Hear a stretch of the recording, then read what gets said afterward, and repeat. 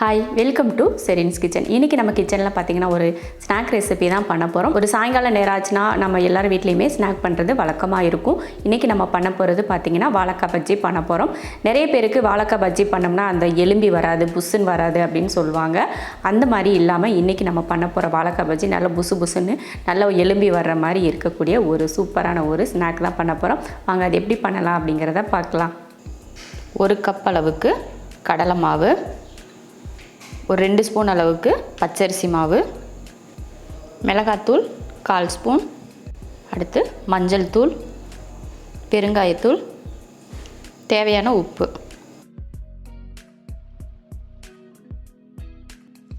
கலந்து விட்டாச்சு. கலந்து விட்டதுக்கப்புறமா தண்ணி சேர்த்துக்கலாம். கொஞ்சம் கொஞ்சமாக தண்ணி ஊற்றி கலந்துக்கலாம்.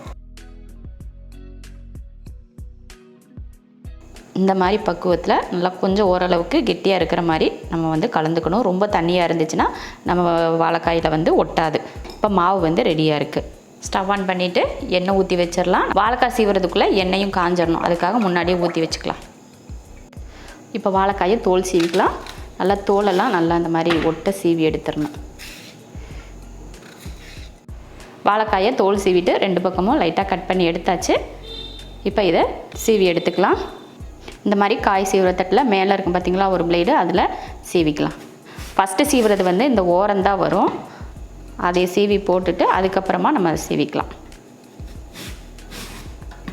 உங்களுக்கு கையில் கட் பண்ணுறதுனா கூட நீங்கள் கட் பண்ணிக்கலாம். மெலிசாக வேணும் அப்படின்னா இந்த மாதிரி ஸ்லைசர் வச்சு ஸ்லைஸ் பண்ணுங்கள். இல்லை நம்ம கொஞ்சம் தடிமனாக இருந்தால் பரவாயில்ல அப்படின்னா நம்ம கத்தி வச்சு கூட சீவிக்கலாம். வாழைக்காயை சீவி எடுத்தாச்சு. இப்போ நம்ம பஜ்ஜி போட்டுக்கலாம். முன்னாடி நம்ம எண்ணெயும் காய வச்சிட்டோம் இல்லையா, அதுவும் காஞ்சிருச்சு. இப்போ மாவில் தடவி போட்டுக்கலாம். இந்த மாதிரி லைட்டாக அப்படி தடவி எடுத்தோம்னா நல்லா ஒட்டிரும் பாருங்கள். இதை எடுத்து அப்படியே நம்ம எண்ணெயில் போட்டுற வேண்டியது தான். எண்ணெய் நல்லா காஞ்சிருச்சான்னு பார்த்துட்டு இப்போ நம்ம வாழைக்காய் பஜ்ஜி பொரிச்சு எடுத்துக்கலாம்.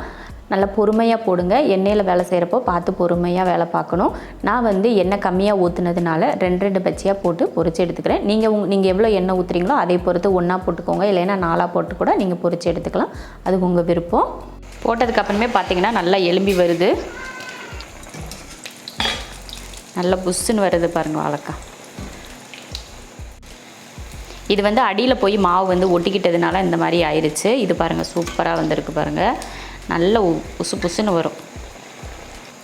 2 பக்கமும் நல்லா திருப்பி விட்டு வேக வச்சு எடுத்துக்கணும். கலர் கொஞ்சம் மாறி அந்த கொதிக்கிறதோ அடங்கும் பார்த்திங்களா, அந்த மாதிரி டைமில் எடுத்துக்கலாம்.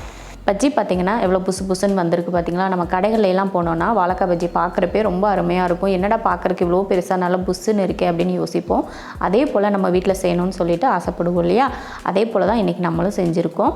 வாழைக்காய் வேகிறதுக்கு பார்த்திங்கன்னா ரொம்ப நேரம்லாம் எடுத்துக்காது. ஏன்னா நம்ம மெலிசாக தான் ஸ்லைஸ் பண்ணி எடுத்துருக்கோம் இல்லையா, அதனால் சீக்கிரமாக வெந்துடும். அந்த சூட்லேயே அந்த மாவு வேகுது இல்லையா, அந்த சூட்லேயே உள்ளே இருக்க வாழைக்காயும் நல்லா வெந்து வந்துடும்.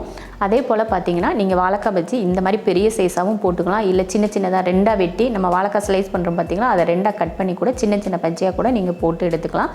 அதுவும் நல்லாயிருக்கும். இப்போ பார்த்திங்கன்னா நம்ம வாழைக்காய் பஜ்ஜி நல்லா சூப்பராக வெந்து வந்துருச்சு. இப்போ எடுத்துடலாம். இதே போல் மீதி இருக்கிறதையும் பொரிச்சு எடுத்துக்கலாம். இப்போ அருமையான ஒரு வாழைக்காய் பஜ்ஜி ரெடி ஆயிடுச்சு. நான் இதுக்கு கார சட்னி வச்சுருக்கேன். நீங்கள் இதில் கார சட்னியோ தேங்காய் சட்னியோ எதுனா வச்சு சாப்பிட்டிங்கன்னா சூப்பராக இருக்கும். இப்போ குளிர்காலமாக இருக்கிறதுனால சுட சுட நமக்கு ஸ்நாக்ஸ் செஞ்சு சாப்பிட்றது ரொம்ப பிடிக்கும் எல்லாருக்குமே. அதே நேரம் சாயங்கால நேரத்துலலாம் எல்லாருக்குமே ஸ்நாக் எதுனா சாப்பிட்றது ஒரு பழக்கமாகவே இருக்கும் இல்லையா. இந்த மாதிரி ஒரு வாழைக்காய் பஜ்ஜி நல்லா புசுன்னு செஞ்சு சாப்பிட்டு பார்த்துட்டு எப்படி இருக்குன்னு சொல்லிட்டு கமெண்ட்டில் சொல்லுங்கள். பிடிச்சிருந்தால் லைக் பண்ணிவிட்டு ஷேர் பண்ணிவிட்டு நம்ம ஷெரின்ஸ் கிச்சன் சேனலை சப்ஸ்கிரைப் பண்ணி பக்கத்தில் இருக்க பெல் ஐக்கானை கிளிக் பண்ணி வச்சுக்கோங்க.